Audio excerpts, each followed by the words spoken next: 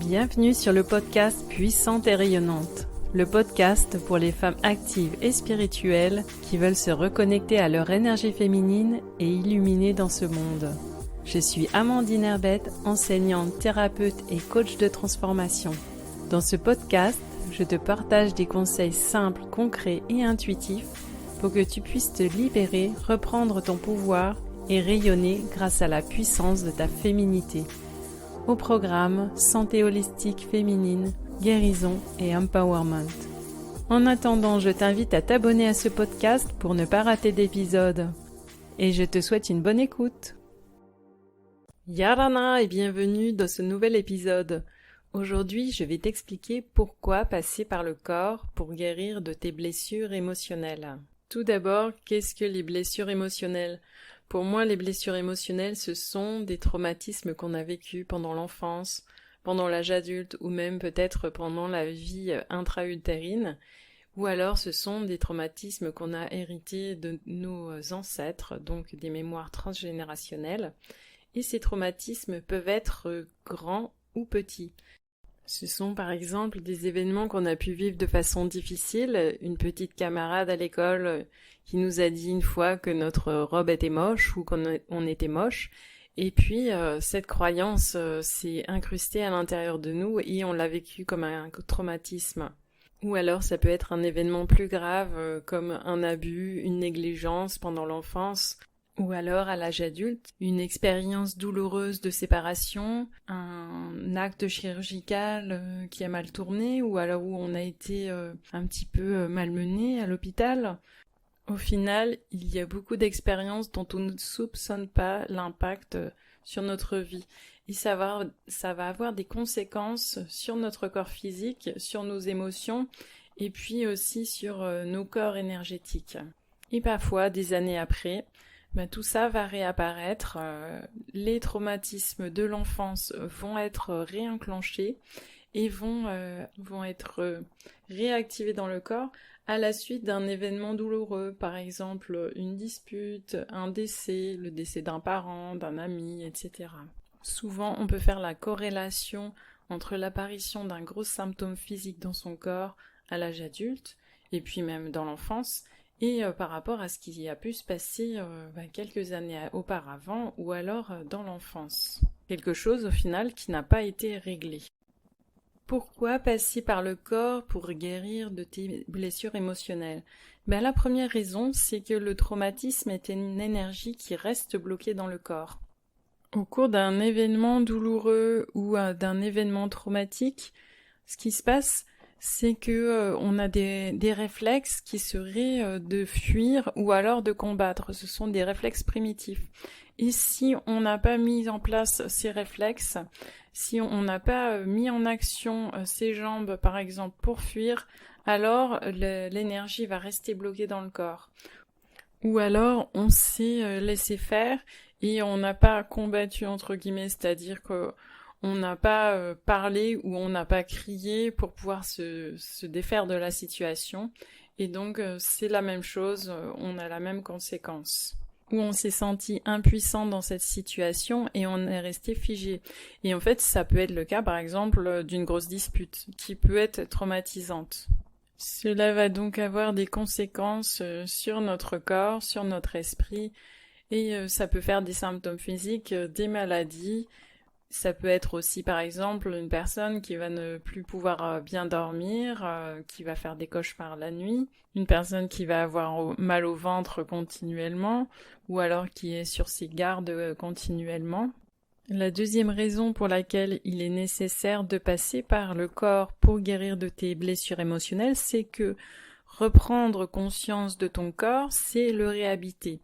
Donc je parlais du phénomène d'impuissance en fait, où on va aussi se dissocier de son corps, et la personne traumatisée en fait va garder cette dissociation. Peut-être que vous avez déjà vu des personnes qui ne sont pas présentes en fait, vous leur parlez, elles sont pas présentes, elles pensent à autre chose, ou alors vous leur parlez d'un sujet qui est un petit peu difficile ou un petit peu sensible, et elles décrochent complètement en fait. C'est-à-dire que leur cerveau va faire comme pendant le traumatisme, il va essayer de dissocier le corps de ce qui se passe, des émotions, pour pas que ça soit trop fort. Donc c'est un mécanisme de protection. Et la troisième raison de passer par le corps pour guérir de tes blessures émotionnelles, c'est que le mouvement fait recirculer l'énergie. Je te parlais tout à l'heure de cette énergie qui est bloquée à l'intérieur du corps lors d'un traumatisme. Une énergie qui est bloquée, ça provoque une stagnation d'énergie. L'énergie aussi peut être en excès ou alors en vide. Ou alors tu peux avoir une fuite d'énergie, due aussi à ce traumatisme. Le mouvement fait forcément recirculer l'énergie. Peut-être que tu as déjà vu des endroits dans la nature qui sont magnifiques, une cascade, par exemple. Quand tu vas dans l'eau de la cascade, l'eau est limpide, l'eau est magnifique et tu peux boire l'eau. Et l'eau circule à ce moment-là. Alors que si tu vas peut-être dans un étang, il va y avoir des choses qui vont pousser, des aspects un peu terreux, un peu vaseux, tu vas avoir moins envie de boire cette eau qui n'est pas du tout claire. Maintenant, qu'est-ce que tu peux faire pour passer par le corps pour guérir de tes blessures émotionnelles? Je te propose 5 choses à faire. La première chose, c'est faire une pratique de mouvement en conscience chaque jour. Par exemple, dans ton petit rituel du matin, une séance de yin yoga, un étirement, de la respiration, du qigong, et peut-être même une petite balade dans ton jardin ou dans la nature aux environs, ou alors une baignade. La deuxième chose, ce sont les exercices de libération des cuirasses corporelles. C'est ce que j'enseigne dans mon programme Vibrant Healing. Donc ces exercices, en fait, c'est d'utiliser des accessoires comme des balles de tennis ou alors des bâtons, un bâton. Et un exercice simple à faire, c'est de t'allonger au sol ou sur ton lit et de placer une balle de tennis sous chaque fessier et de les laisser sur des endroits qui sont douloureux.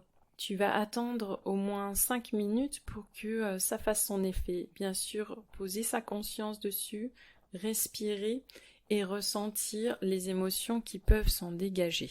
Et la 5e chose à faire, c'est de faire un rituel, donc en posant une intention précise et en mettant de la conscience là où tu veux libérer cette douleur émotionnelle.